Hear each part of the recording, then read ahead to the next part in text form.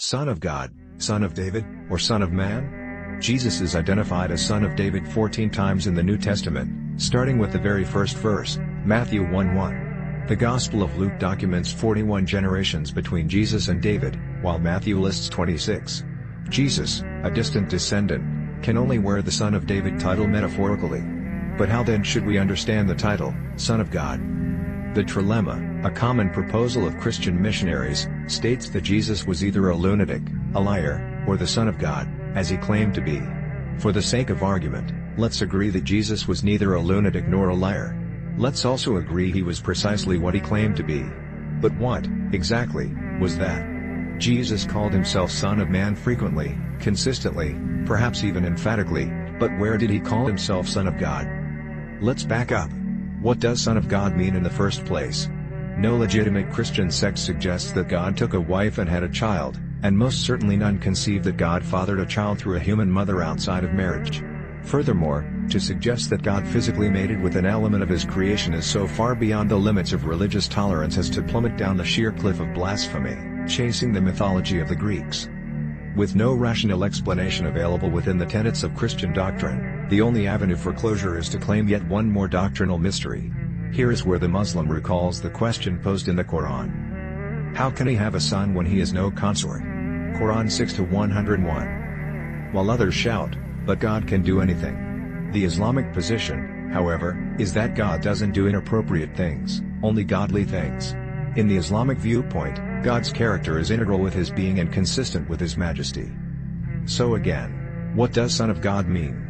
And if Jesus Christ has exclusive rights to the term, why does the Bible record, "For I, God, am a father to Israel, and Ephraim, I Israel, is my firstborn," Jeremiah 31:9, and, "Israel is my son, even my firstborn," Exodus 4:22.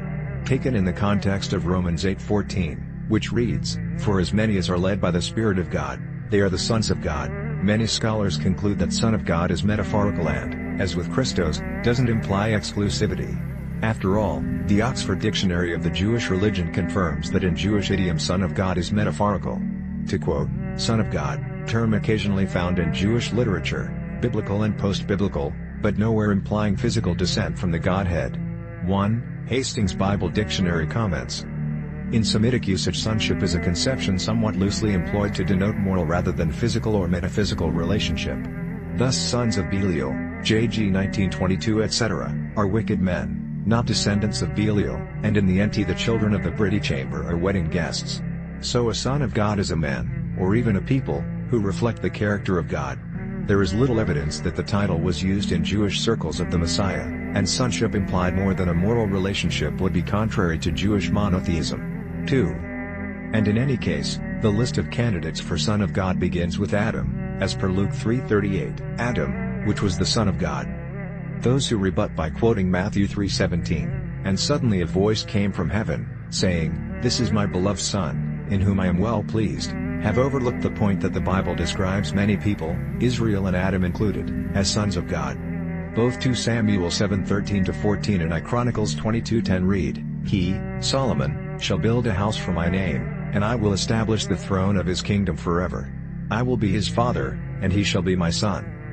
Entire nations are referred to as sons or children of God.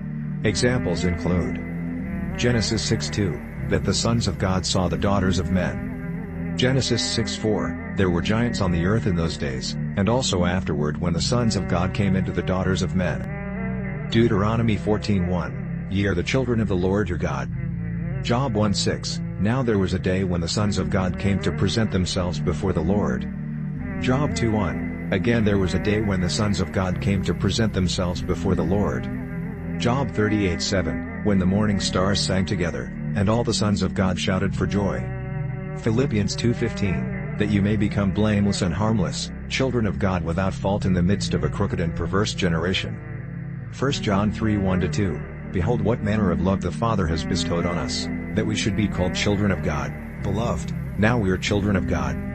In Matthew 5:9 Jesus says, blessed are the peacemakers, for they shall be called sons of God. Later in Matthew 5:45, Jesus prescribed to his followers the attainment of noble attributes, that you may be sons of your Father in heaven. Not exclusively his Father, but their Father,